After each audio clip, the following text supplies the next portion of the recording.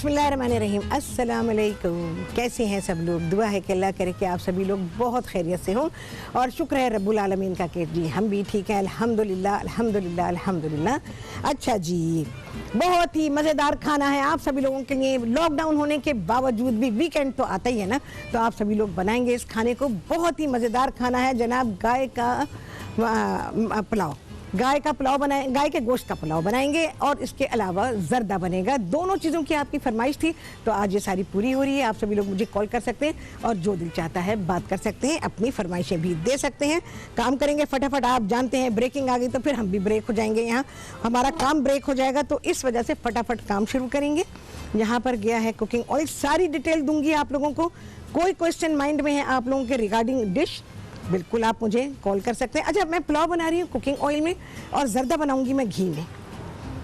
आपकी मर्जी, आप दोनों चीज़ें भी कुकिंग ऑयल घी में बना सकते हैं।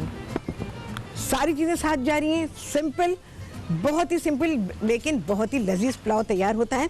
अच्छा जी, यहाँ मेरे पास प्याज है, एक बड़े साइज़ की प्याज है, उसे चॉप कर लीजिए।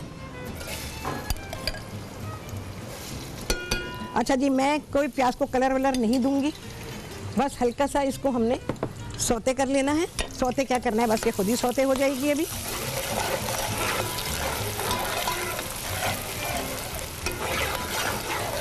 चलें जी, पिसा हुआ अदरक और लहसुन 2-3 खाने के चमचे डाल दीजिए इसमें। हमारा ज़रा सा पतला है भाई।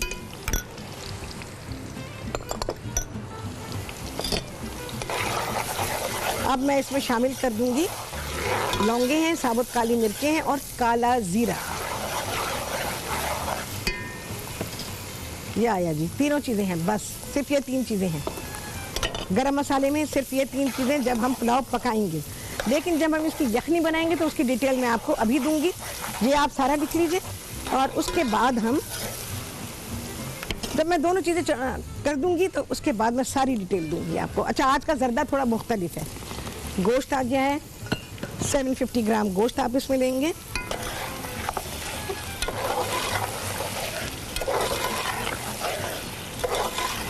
आमतौर पर ये होता है ना कि जब पुलाव बनाते हैं तो प्याज को ज़रूर ही ब्राउन करते हैं।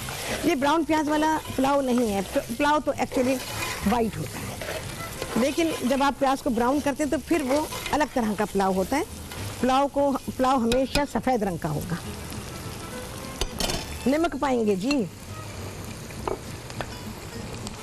लाहौरी नमक डाल रही हूँ, कोई फ्री फ्लो नहीं है।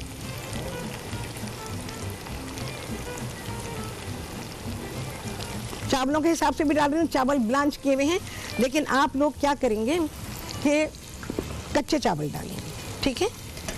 और जितना पानी यखनी आप डालते हैं आप उस हिसाब से डालेंगे इसके अंदर।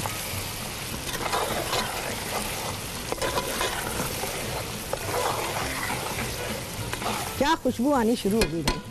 दही जाएगा भाई, आधी प्याली। दही को हमेशा फेंट के डालें, ये बात मैंने आप लोगों को हमेशा सिखाई है। मैं कभी भी बिना फेंटा दही इस्तेमाल नहीं करती हूँ, फिर तो वो कुछ और ही बन जाता है। अच्छा सा मिक्स करेंगे और बस मैं इसमें चावल डालूंगी, यखनी डालूंगी। अच्छा, मैंने नमक डाल दिया है इसमें चावल का भी। जब आप चावल डालेंगे, कच्चे चावल डालेंगे और यखनी पानी डाल देंगे, फिर आप इसका नमक चख लीजिएगा। वो मैंने तरीका आप लोगों को सिखाया हुआ है। नमक आपके हिसाब से है ठीक तो बस ठीक है। फिर देखें जी कैसे जल्दी से तैयार हो रहा है। चावल मेरे पास ब्लांच है लेकिन आपके चावल कच्चे हैं, ठीक है? बासमती चावल है। पुलाव कभी भी सेला वेला में नहीं पकता है, अच्छा पकेगा ही नहीं। सेला में एक अजीब तरह की स्मेल होती है जो कि आपके खाने में वो चीज़ पैदा नहीं करती। बाकी ये कि अपनी अपनी पसंद है और अपनी अपनी पहचान है। जिसको जो चीज़ पसंद है, जो चीज़ की पहचान है, बस फिर कर ले। अगर आपको सेला चावल का टेस्ट पसंद है तो ठीक है, लेकिन बासमती चावल बहरहाल बासमती है, क्योंकि ये खुशबूदार चावल है। बासमती के मायने ही खुशबूदार के हैं, तो ये खुशबूदार चावल है।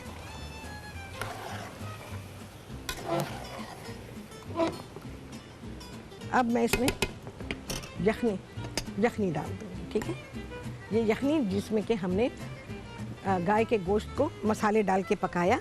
अच्छा, चावल मेरे 50% डन है, 50% ये कच्चे हैं। अगर आप ब्लांच करके बना रहे हैं तो इस तरह से बना लीजिएगा जैसे मैं पका रही हूँ, और अगर कच्चे चावलों के साथ बना रहे हैं तो फिर आप अपनी यखनी पानी जिस तरह से डालते हैं पहले यखनी डाल दीजिएगा। यखनी अगर कम है तो फिर आप इसमें थोड़ा सा पानी ऐड कर दीजिएगा और बिल्कुल वैसे ही पकाइएगा जैसे कि पुलाव को पकाया जाता है।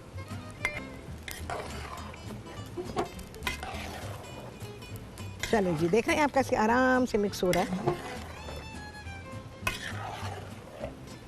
अच्छा, 750 ग्राम आप गोश्त लेंगे और 1 किलो चावल। पुलाव में जो रेशो होता है ना वो ज़रा बिरयानी से मुख्तलिफ होता है। पुलाव में हम अलग तरह का गोश्त भी इस्तेमाल कर सकते हैं, लेकिन बिरयानी में उसके लिए बहुत ही पर्टिकुलर होना पड़ता है कि हमें बिरयानी के लिए कौन सा गोश्त चाहिए होगा। अच्छा जी, मैंने सफिशिएंट यखनी इसमें डाल दी, पानी का इस्तेमाल नहीं करूँगी। सफिशिएंट यखनी डाल दी इसके अंदर के कितनी हमको चाहिए होगी, और बस इसको जो है अब मैं दम पे रख रही हूँ, जो मेरा दम पे रखने का तरीका है। थोड़ी देर मैंने नीचे तेज़ आंच रखी हुई है और तवा अभी नहीं रखा है। ये कवर करने के बाद ज़रा सी इसमें भाप बने तो फिर मैं तवा रख दूँगी। ब्रेक में रख देंगे हम तवा, सभी को मालूम है भाई। चलिए, हो गया, डन। अच्छा जी, पहले आते हैं जर्दे की तरफ, उसके बाद फिर मैं आपको यखनी की पूरी डिटेल देती हूँ। अच्छा जी, आज जो जर्दा पक रहा है, आज उसके इंग्रेडिएंट जो हैं वो थोड़े से मुख्तलिफ हैं। एक आध चीज़ मुख्तलिफ है। बहुत ही अच्छा जर्दा बनेगा और आपने जर्दा कभी नहीं बनाया होगा। आज इस तरह से बना के देखिएगा। बहुत फरमाइश थी जर्दे के लिए, तो आज मैंने कहा आपको सिखाते हैं भाई। अच्छा जी, इसमें मैं जर्दा जो है मैं पका रही हूँ सेला में। किसी दिन बासमती में सिखाऊंगी आपको, बहुत अच्छा जर्दा पकता है बासमती में। थोड़ा सा घी डालेंगे। हाफ kg आप राइस ले लीजिए और तकरीबन आधी प्याली ही आपको इसमें घी चाहिए होगा, और आधा किलो ही आपको इसमें चीनी चाहिए होगी। अगर ज़रा सा ज़्यादा मीठा आपको चाहिए तो आप थोड़ी सी चीनी खुद ही बढ़ा लें, 2-4 चमचे जो हैं उसमें चीनी के बढ़ा लीजिए। अच्छा जी, तेज़ पत्ता कभी नहीं डाला, आज डाल रहे हैं। छोटे छोटे 2-3 डाल दिए हैं, ये देखें बहुत छोटे छोटे से हैं, और 4-5 लौंगे हैं। ओ भाई, इलायची कितने, इलायची तो दे मुझे। इलायची भी जाएगी भाई इसके अंदर, मैं डाल दूंगी इलायची। 4-5 लौंगे डाल दी गई हैं। ये ज़रा सा स्प्लिटर हो जाए। हाँ जी, मुझे इलायची दे दें। चलें जी, चीनी गई। अच्छा, ये रंग डाला हुआ है मैंने, देखें चीनी के ऊपर ये रंग है, देखें जी ये रंग है, ठीक है, आ गया रंग इसके अंदर। बिल्कुल ज़रा सा इसको मैं मिक्स करूँगी। आप देखें कैसे बनता है जर्दा, टेक्निकल होता है भाई, साफ बात है। बहुत ही ज़रा सा पानी डालूंगी, बिल्कुल ज़रा सा, और चीनी को इसमें हम घुलने देंगे पानी में। मैंने तो आप लोगों को जर्दा ऐसे भी सिखाया है, कुछ भी नहीं डाला हमने। चीनी डाली, कलर डाला, चावल भी इसके ऊपर डाल दिए। लेकिन बहुत सारे लोगों के लिए मुश्किल हुई, उन्होंने कहा कि हमसे तो चीनी नहीं घुली, हमारे तो चीनी डला बन गई, हमारे साथ तो ऐसा हो गया वैसा हो गया। तो इस सारी बुराइयों को दूर करने के लिए पानी डाल रही हूँ। आपसे हुआ, मुझसे नहीं होगा, लेकिन मैं क्योंकि आपको सिखा रही हूँ, मुझे तो आता है तो आपको सिखा रही हूँ, तो इसलिए मैं ज़रा सा पानी डाल रही हूँ। पानी ज़्यादा नहीं डालेंगे, रंग भी ज़्यादा नहीं डालेंगे। एक इलायची उड़ के आ गई थी।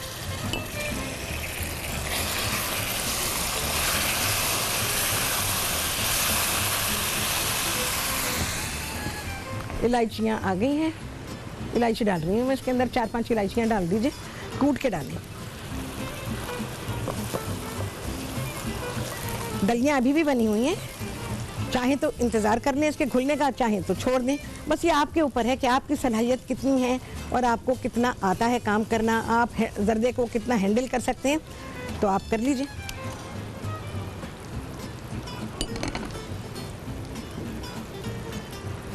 हाँ जी, चलें जी।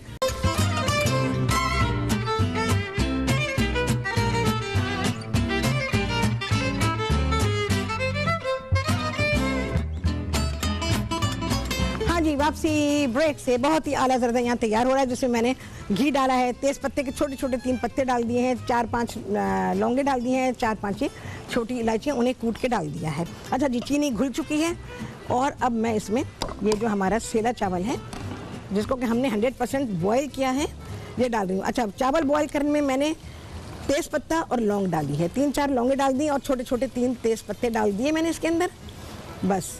और उसको हमने जब फुल डन हो गए राइस तो हमने इसको छान लिया, यानी ड्रेन कर दिया, पानी ड्रेन कर दिया और बस मिक्स करूँगी और बस मैं इसको दम पे रखूँगी।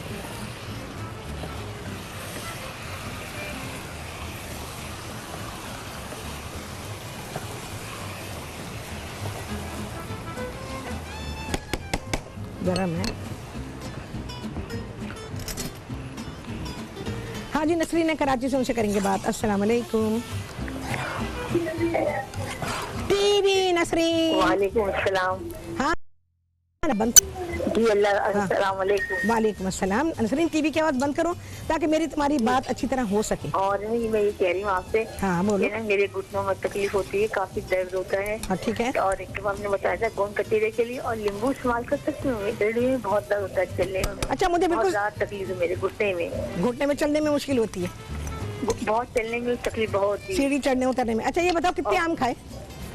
सच्ची सच्ची बताना, आम कितने खाए हैं ये बताओ। आम तो जैसे आम खाती हूँ वैसे ही खाती हूँ। बस तो फिर घुटने लेके बैठ जाओ, तो आम खा लो या घुटने अपने बचा लो। मैं पहले बता चुकी हूँ। पहले से दर्द हो रहा है। हाँ? और इसमें ना ये कहते हैं घुटने के दर्द में नींबू इस्तेमाल नहीं कर सकते सलाद में? नहीं, मुझे आप पहले वो सारी बातों का जवाब दें जो मैं आपसे पूछ रही हूँ। वजूहात है ना। जी जी जो देखें, जो दर्द होता है वो तो होता है। मैं पहले चीजें डाल लूँ। अच्छा देखें जी, अर्के गुलाब जी, केवड़े का पानी है, अर्के गुलाब है, ये दोनों चीजें डाल दी हैं। थोड़ी सी किशमिश डाल रही हूँ।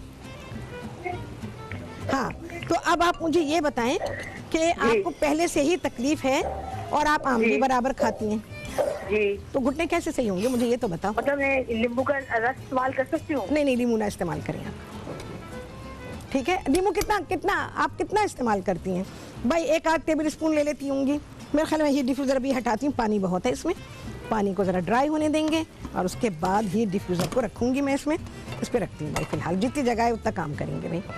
पानी को सूखने देती हूँ, इसको अभी ढकना भी नहीं है। जर्दे को मैं ऐसे ही छोड़ती हूँ। और अब आ जाते हैं हम जनाब, जो यखनी हमने बनाई है बहुत ही आला हमारे गाय के गोश्त के पुलाव की, तो वो मैं आपको उसकी डिटेल देती हूँ।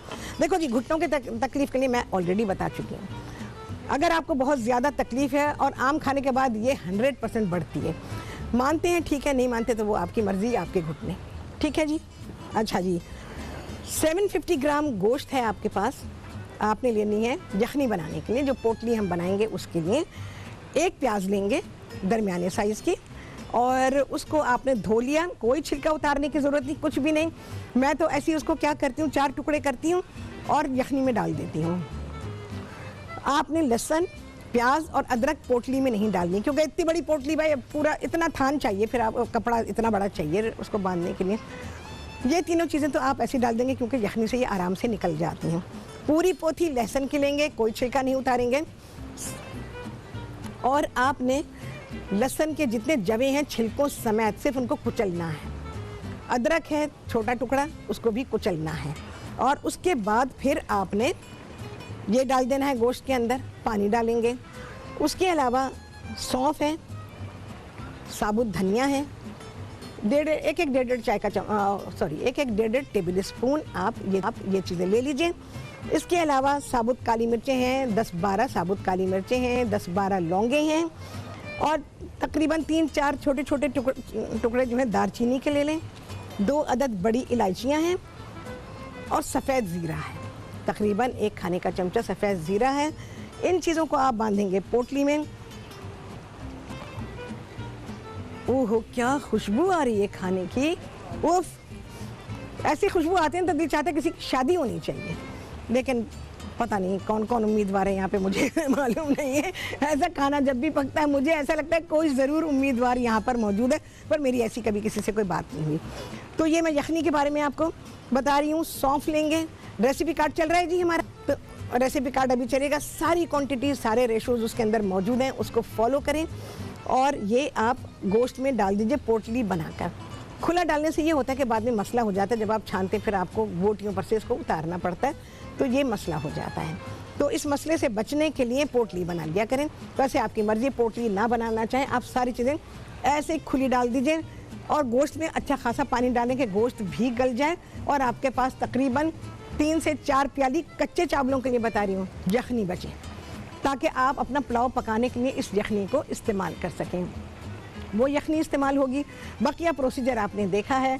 मेरे पास क्योंकि टाइम नहीं है, मैं कच्चे चावल नहीं पका सकती प्रोग्राम में, तो मैं ब्लांच करती हूँ और 50% डन चावल है, इस वजह से मैं इस तरह पकाती हूँ। लेकिन यकीन जाने बहुत ही लाजवाब पकते हैं, कोई फ़र्क नहीं पड़ता क्योंकि वही पानी वापस चावल में आ जाता है जो हमने उबालने के लिए इस्तेमाल किया था, तो कोई फ़र्क नहीं पड़ता, उसका न्यूट्रिशन वापस आ जाता है। अच्छा, यहाँ पर आ जाते हैं।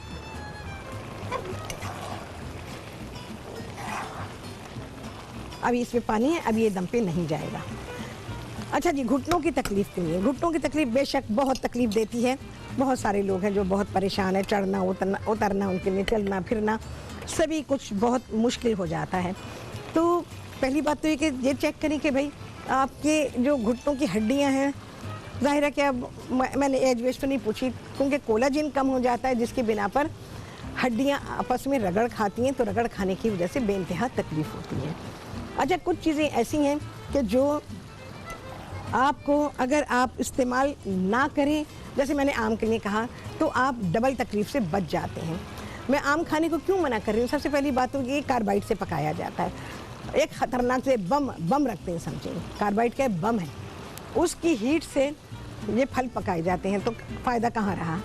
उसके अलावा आप लोग गलत टाइम पर खाते हैं। रात को खाने के बाद आम तो 99.9% घरों में लाजमी खाए जाते हैं।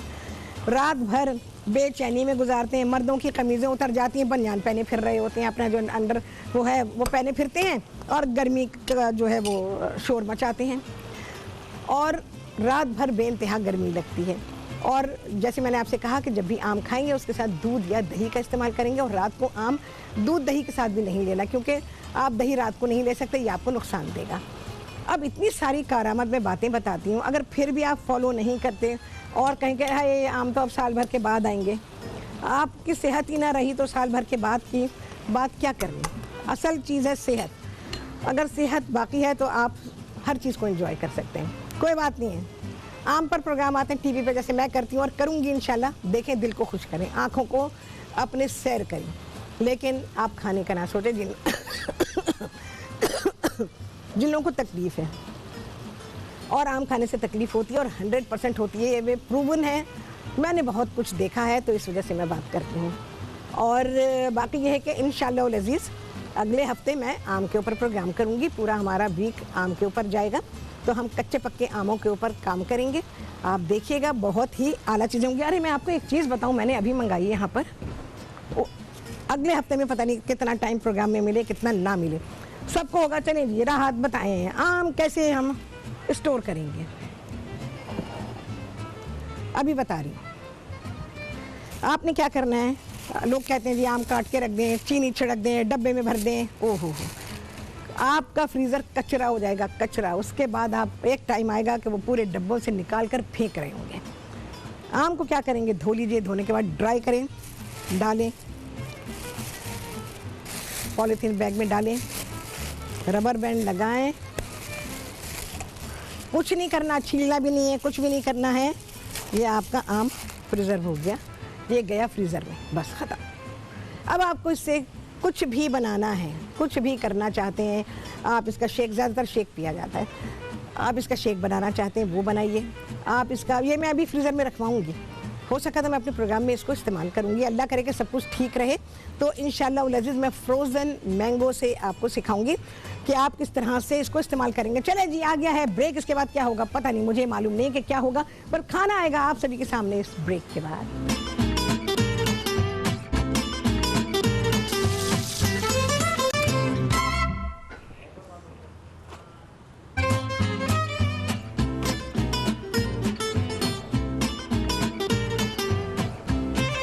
वापसी हो गई है ब्रेक से और आप सभी को कहती हूँ बहुत ही खुशामदीद अपने प्रोग्राम में। भाई अब जिस हालत में भी जर्दा में निकाल रही हूँ क्योंकि जाहिर है कि अब प्रोग्राम का टाइम जो हो गया उसमें खाना निकाल लेना चाहिए। अच्छा जी, अब मैं क्या करूँगी, बहुत ही थोड़ा सा घी डालेंगे हम जर्दे के ऊपर, सारा मिक्स करेंगे, इसको मिक्स कर देंगे। ठीक है, पानी है देखें, बिल्कुल है, लेकिन मैं निकाल रही हूँ जस्ट फॉर प्रेजेंटेशन। बिस्मिल्लाहिर्रहमानिर्रहीम। इतने छोटे टाइम में ऐसे खाने पकने, ये कितना मुश्किल काम है, आप ज़रा मुझे बताएं। उफ, मेरा हाथ जलता है। ये जाएगा बाद में दम पे। चले जी, इसके लवाजमात हैं पिस्ते, बादाम, किशमिश। और जी मेरा स्टाइल चांदीदा वर्क जरूर लगेगा जी। चले जी, ये हो गया। चलो जी, मैं इसी से निकालूंगी, मैं पुलाव इसी से निकालूंगी मैं। एंड आई गेस के हो क्या होगा। कितनी स्टीम है जी। चलो जी, अल्लाह का नाम लेके निकालते हैं। बिस्मिल्लाहिर्रहमानिर्रहीम। खाने की खुशबू आला। अच्छा, एक चीज़ मैं आपको बताऊं, जैसे मैंने आप लोगों को खिचड़ी सिखाई, अभी ये पुलाव सिखा रही हूँ। कुछ खाने ऐसे होते हैं कि इनको पर्पसली लगाया जाता है देगची में कि इनको लगा दिया जाए, यानी उनको हल्का सा जला दिया जाए। जली हुई वो नहीं होती, ब्राउन ब्राउन सी हो जाती है। खिचड़ी की खुरचन, पुलाव की खुरचन, ये बहुत ही शौक से खाई जाती है। और आपको पता है ईरान में जो चेलो कबाब बनाए जाते हैं उसमें उन्होंने जो बटर राइस बनाए होते हैं उसकी खुरचन, उसकी बाकायदा लेयर्स जो हैं वो ऊपर चावलों पे सजाई जाती हैं। तो पुलाव और खिचड़ी की खुरचन की डिमांड होती है कि भाई इसमें भाई लगा देना, आवाज़ लगाई जाती है भाई खिचड़ी को लगा देना ज़रा। ये मैं दिल्ली वालों की बात बता रही हूँ। खिचड़ी को ओ, ओ, ओ, गिरने वाला है सब, और आवाज़ लगाई जाती है भाई पुलाव को ज़रा लगा देना, मतलब थोड़ी सी खुरचन बनाओ उसकी। तो ये करें, खाने बनाए ऐसे। उस दिन खिचड़ी वाले प्रोग्राम में टाइम ही नहीं था इतना जो मैं आपको बताती। खिचड़ी को थोड़ा लगा दें, उसकी खुरचन बनाएं और फिर आप मिला के खाएं, देखें कितने मज़े की खिचड़ी तैयार होती है। हाँ जी, कितने लगे चांद, आप सभी लोग गिनेंगे इतने से। अभी नहीं लगे चांद, ओह चांद तो लग चुके हैं, पर चांद बादलों के पीछे से निकल रहा है ज़रा। हाँ जी, ये देखें आपके स्क्रीन पर है। और चावल मैंने आप लोगों से कहा जब आप घर में पकाएंगे तो आप कच्चे चावल डालेंगे। मैंने ब्लांच चावल डाले, लेकिन आपकी मर्ज़ी है, आप बिल्कुल उस मेथड से भी पका सकते हैं जिस तरह आपने मुझे पकाते हुए देखा है। ओहो, जर्दे का रंग देख रहे हैं आप, जर्द। जब जर्दा कहा गया तो इसका मतलब है कि चावल जर्द होने चाहिए, चावल ऑरेंज नहीं होने चाहिए, इमरती के रंग के नहीं होने चाहिए चावल, वो जर्दा नहीं होता, फिर तो वो कुछ और ही चीज़ होती है। तो जर्दे का रंग जर्द होना चाहिए और ये खूबसूरत नज़र आना चाहिए। तो देखें जी कितना खूबसूरत नज़र आ रहा है। इसको मैं अभी दम पे रखूँगी और इसके पानी को हम सुखा देंगे। जर्दा बिल्कुल तैयार हो गया। अच्छा, जर्दे में आज मैंने इसमें डाला है तेज पत्ता। चलें जी, इसके बारे में बात करेंगे, फिर से बनाएंगे, ये खाने तो बनते रहते हैं। कितने लगे चांद, आप सभी गिनेंगे। आपसे होने वाली मुलाकात अगले प्रोग्राम में बहुत ही आला आला आला रेसिपीज़ के साथ, आमों के साथ, इंशाअल्लाह उल अज़ीज़। अल्लाह हाफ़िज़।